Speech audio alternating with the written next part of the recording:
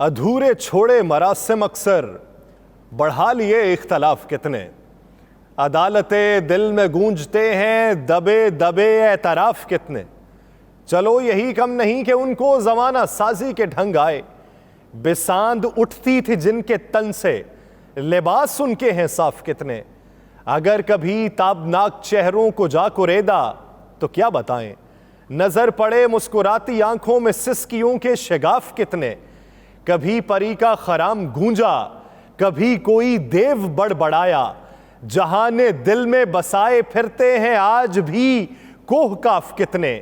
किसे खबर जिंदगी के किस्से का कौन सा इख्तिताम होगा। जिसे रगे जां कहा गया है उसी के हैं सब खिलाफ कितने। बस अब तो सज्जाद देखना है वफा की कोताहियों का आलम। रहेंगे वो मेहरबान कब तक, कसूर होंगे मुआफ कितने। नाज़रीन, मैं हूं यासिर रशीद और आप मेरा व्लॉग देख रहे हैं। नाज़रीन, आज अदालत उज़्मा यानी सुप्रीम कोर्ट ऑफ पाकिस्तान की जानिब से 2 इक़दाम ऐसे उठाए गए हैं जिसके बाद वफाकी हुकूमत सोच विचार में है। सोच रही है कि उसके पास अगला तुरब का पत्ता क्या होगा। सोच रही है कि वो अगला कदम कौन सा उठाएगी जिसे बयानिया बनाया जा सके। सोच रही है कि मदद के लिए अब कौन आएगा।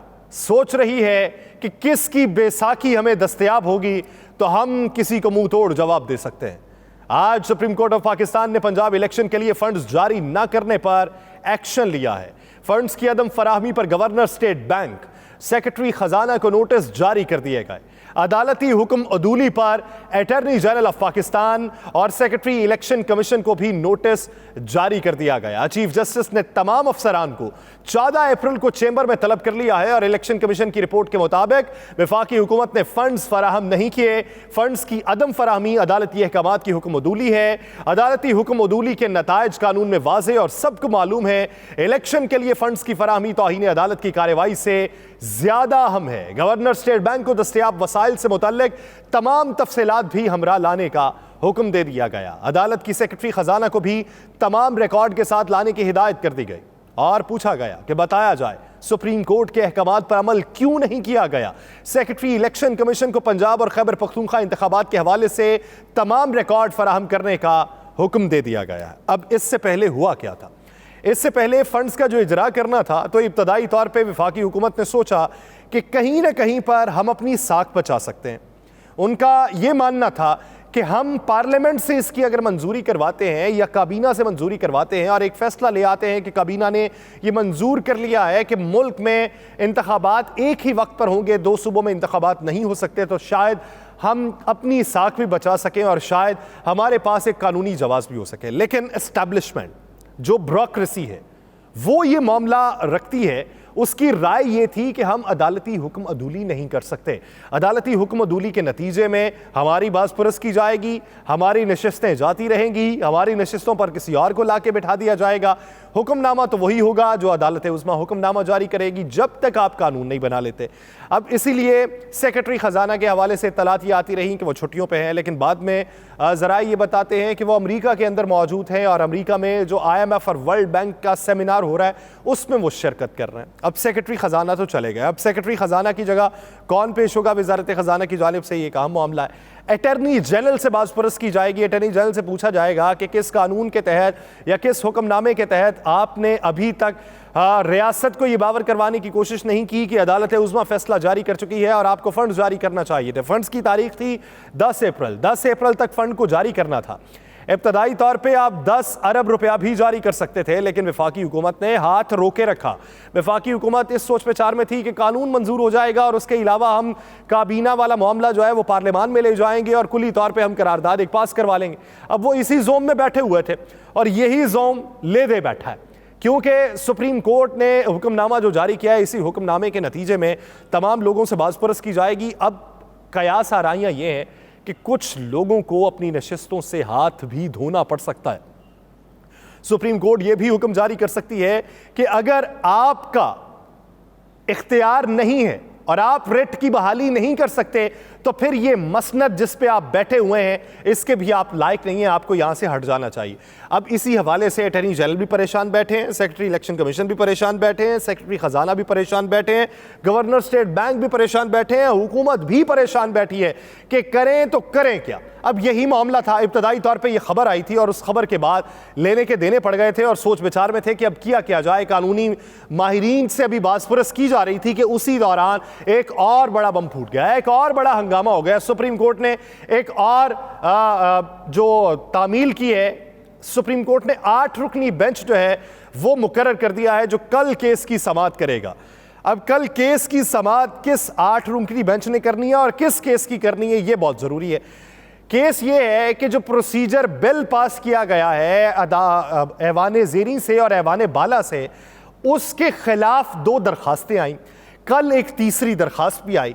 अब इन दरखास्तों को यकजा करके चीफ जस्टिस ने 8 रुकनी बेंच तश्कील दे दिया कि जो समाअत करेगा। अब इससे पहले सुप्रीम कोर्ट के अंदर जो प्रोसीजर चल रहे हैं, जो कवायद व ज़वाबित चलते हैं, ये 1989 में बनाए गए थे। 1989 के बाद बहुत सी दरखास्तें आई थीं कि इनको तब्दील कर दिया जाए, लेकिन उसके बाद 5 रुकनी बेंच बैठा और उसने कहा कि प्रोसीजर यही चलेगा। अब ये सुप्रीम कोर्ट के अपने बनाए हुए हैं। अब इसमें तरमीम कर दी गई पार्लियामान की जानिब से। अब बहुत से कानूनी माहिरीन ये राय रखते थे कि इसमें तरमीम जो है वो पार्लियामान नहीं कर सकता, ये आइन में तरमीम करना पड़ेगी, इसके लिए आपको बिल पेश नहीं करना पड़ेगा और आइन में तरमीम के लिए इनके पास 2/3 अक्सरियत नहीं थी, ये मामला उड़ जाएगा, ये 7 दिन भी बरकरार नहीं रह सकता। अब सदर के पास मामला गया, सदर के पास मामला गया है तो सदर ने नजरसानी के लिए वापस भिजवा दिया। अब अगर ये दोबारा इन्होंने पास किया और दोबारा जाना है सदर के पास, अगर सदर फिर भी उस पर दस्तखत नहीं करते तो 14 दिन के बाद वो ऑटोमेटिकली कानून बन जाएगा। अब 14 दिन का फिर मामला है उसमें।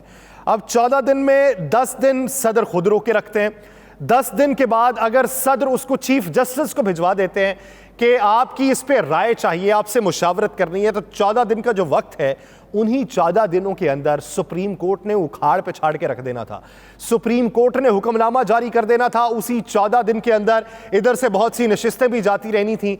इसी वजह से वफाकी हुकूमत के पास ये मौका नहीं था कि वफाकी हुकूमत एक ऐसा कोई इकदाम उठा सकती जिस इकदाम के नतीजे में उसे लगता कि ये हमारे हक में गेम चली जाएगी। अब दूसरा उसका ऑप्शन क्या था?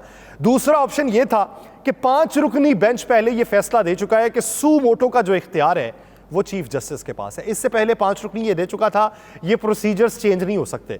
अब 5 रुकनी बेंच ने ये फैसला किया कि सू मोटो का इख्तियार है चीफ जस्टिस के पास। अब इसके मुतबादिल अगर 6 रुकनी बेंच बनता, जो वफाकी हुकूमत ये समझ रही थी 6 रुकनी बेंच बनता, इसी वजह से दबाव बढ़ाने की कोशिश की गई थी। 6 रुकनी बेंच की सदारत करते जस्टिस काजी फायज ईसा, और जस्टिस काजी फायज ईसा को पार्लियामान के अंदर भी बुलाया गया, वो गए। अब उसके बाद उनका क्या बयान जारी हुआ है वो भी मैं आपको बताऊंगा। लेकिन इनका यह था कि 6 रुकनी बेंच बैठता, 6 रुकनी बेंच अक्सरियत से 5 रुकनी बेंच का फैसला उड़ा देता, तो तब जाके ये तमाम तर मामला ठंडा हो जाना था। अब इससे पहले कि वो 6 रुकनी बेंच तश्कील पाता, इससे पहले कि मामलात इनके हक में जाते, चीफ जस्टिस ने 8 रुकनी बेंच तश्कील दे दिया। अब 8 रुकनी बेंच वो प्रोसीजर बिल जो कौमी असम्बली में पेश किया गया था उसे पास किया गया, फिर सेनेट से पास हुआ, अब उस मामले के ऊपर समाअत करेगा। इस बेंच के अंदर कौन कौन है? चीफ जस्टिस उमर अता बंदयाल इस बेंच की सरबराही करेंगे, जस्टिस एजाज उल एहसन है जिनके ऊपर पीडीएम तनकीद पहले कर चुकी है, जस्टिस मुनीब अख्तर इसमें शामिल है, जस्टिस मज़ाहिर अली अकबर नकवी शामिल हैं जिनके ऊपर पहले मरीम नवाज साहिबा भी तनकीद कर चुकी हैं, जस्टिस मोहम्मद मजहर इसमें शामिल हैं, जस्टिस आयशा मलिक शामिल हैं, जस्टिस हसन अजहर रिजवी शामिल हैं, जस्टिस शाहिद लार्जर बेंच का हिस्सा हैं, चीफ जस्टिस उमर अता बंदयाल इस बेंच की सरबराही कर रहे हैं। अब फंड्स के हवाले से बात तो करनी है सुप्रीम कोर्ट का, वो भी 14 तारीख को एक समाअत का आगाज होना है, तो उससे पहले ये जो मामला है ये लेने के देने पड़ जाएंगे वफाकी हुकूमत को। अब इसमें अगर अक्सरियत ये फैसला जारी कर देती है कि वफाकी हुकूमत और पार्लियामान ने, यानी काबीना ने और पार्लियामान ने जितने भी अब तक बिल पेश किए हैं, जो मुशावरत की है, इसे कलअदम करार दिया जाता है, ये आईन और कानून के मुनाफी हैं, आईन पाकिस्तान में तरमीम करने के बाद आप इसका इजरा कर सकते हैं, इसका इतलाक कर सकते हैं, बसूरत दीगर नहीं हो सकता। तो इसीलिए फिर ये मामला वफाकी हुकूमत के गले की हड्डी बन जाएगा, फिर अब उसमें होगा क्या? उसमें यही होगा कि मामलात वज़ीर आज़म की तरफ भी जा सकते हैं, जिसकी बातें गर्दिश कर रही हैं कि वज़ीर आज़म को घर भी जाना पड़ सकता है, जिसका खदशा राना सनाउल्लाह साहब को नज़र भी आ रहा है। तो राना सनाउल्लाह साहब ये कहते हैं कि अगर नाअहली हुई तो जिसकी लाठी उसकी भैंस वाला मामला होगा। अब इसके ऊपर आके वफाकी हुकूमत ये पैगाम देना चाहती है कि अगर अब की बार नाअहली की कोशिश की गई तो नाअहली की कोशिश कौन कर रहा है? नाअहली की कोशिश वफाकी हुकूमत कर रही है, नाअहली की कोशिश इत्तेहादी जमातें कर रही हैं कि जो अदालत से नाअहल होकर एक नैरेटिव बनाना चाहती हैं और अवाम में जाना चाहती हैं कि हमें तो निकाल दिया गया, हमें तो इक़्तिदार बदर कर दिया गया और हमारे पास कोई चारा नहीं था, हम मुल्क की बेहतरी के लिए फैसले कर रहे थे, हम अवाम को मुफ्त आटा फराम कर रहे थे, हम IMF के साथ डील कर रहे थे, हम दूसरों के किए गए खुमियाजों को भुगत रहे थे और ये गलतियां जिसको हम भुगत रहे थे तो उसी वजह से हमें भी इन्होंने इक़्तिदार बदर कर दिया, अब हमारा साथ दीजिए, एक नैरेटिव बनाना चाहते हैं। लेकिन उसके लिए फिर ये गैर जमहूरी इक़दामात भी उठाने से दरेग नहीं कर रहे। इसका यानी पैगाम तो यही बनता है राना सनाउल्लाह साहब का कि हम जो कुछ करेंगे तो वो जिसके हाथ में जो लाठी होगी वो उसी तरीके से चलेगा। इसीलिए इन्होंने किसी को राम करने की कोशिश भी की। सुप्रीम कोर्ट के सीनियर जज जस्टिस काजी फायज ईसा ने आईन पाकिस्तान की गोल्डन जुबली तकरीब में शिरकत के हवाले से सोशल मीडिया पर जो जारी मनफी प्रोपेगेंडे थी उसकी मजम्मत की है और उनका कहना था कि शहरियों का बेहतरीन मफाद इसी में है कि तकसीम के बीज को ना बोया जाए। उन्होंने आईन पाकिस्तान की गोल्डन जुबली के मौके पर पार्लियामान में मुनक्किदा कन्वेंशन में शिरकत करने के हवाले से अपना वजाहती बयान जारी करते हुए कहा कि आइन का बनाया जाना हमारी तारीख के अहम तरीन लम्हात में से है जिसे मानना जरूरी है। आज से 50 साल कबल इसी आइन ही की कमी के सबब हम अपना आधा मुल्क गवा बैठे थे। तर्जुमान सुप्रीम कोर्ट की तरफ से जारी एलामिये के मुताबिक जस्टिस काजी फायज ईसा ने कहा कि आईन पाकिस्तान की गोल्डन जुबली तकरीब में शिरकत की दावत सिर्फ मुझे ही नहीं बल्कि सुप्रीम कोर्ट के दीगर जजेस को भी दी गई थी। ये दावत कबूल करने से पहले मैंने मालूमात हासिल की थी कि आया इस तकरीब में सियासी बातें होनी है या आइन पर बात होगी। उनके वजाहती बयान में कहा गया कि डिप्टी डायरेक्टर कौमी असम्बली और स्पीकर कौमी असम्बली ने मुझे और मेरे स्टाफ को यह बताया कि इस तकरीब में सिर्फ आइन और उसके बनाने से मुतल्लिक बात की जाएगी, जिस पर मैंने ये दावत कबूल की।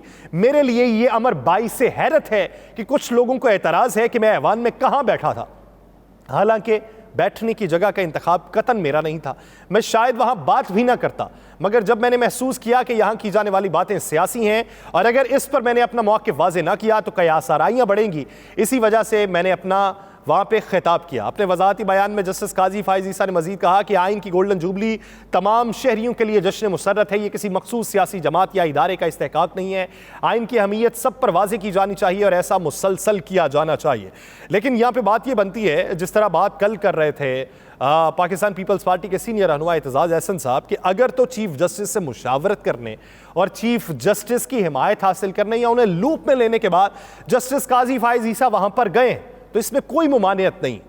अगर उनसे मुशावरत किए बगैर वो अपने तय चले गए और कुली तौर पे दावतनामा सबको था तो वहां पर तनकीद भी होगी, वहां पर लोग सियासी बातें भी करेंगे, वहां पर लोग बातें फैसलों के ऊपर भी करेंगे। जस्टिस काजी फायज ईसा साहब ये कहते हैं कि मेरे लिए ये अमर बाइस से हैरत था कि वहां पर सियासी बातें हो रही थी। काजी फायज ईसा साहब, आप मोहतरम हैं, आपका कद बहुत बड़ा है, लेकिन यह बता दीजिए कि पार्लियामान में अब तक आपने कौन से मामले के ऊपर सियासी बहस होते नहीं देखी? यहां पर कानूनी उमूर के ऊपर भी सियासी तकारीर, जलसों की तकारीर हुआ करती हैं और यहां पर दीगर अहम उमूर के ऊपर भी एक दूसरे को तनकीद का निशाना बनाया जाता है। यह बता दीजिए कि बैनुल अक़वामी ज़वाबित के मद्देनजर रखते हुए दुनिया भर की जमहूरियत जिस तरीके से परवान चढ़ती है और उनके पार्लियामान में जिस तरीके से बहसो मुबाहिसे होते हैं, क्या हमारे यहाँ वैसे बहसो मुबाहिसे होते हैं या रिवायती किस्म की तकारीर होती हैं? अगर आपको इसका अंदाज़ा नहीं था तो अंदाज़ा होना चाहिए था। आने वाले दिनों के अंदर दो इक़दामात जो सुप्रीम कोर्ट उठाने जा रही है, वफाकी हुकूमत तो ठहरती हुई दिखाई नहीं दे रही। देखते हैं कि कितना अरसा ठहरती है। मुझे दीजिए इजाज़त, अल्लाह ने के बाद।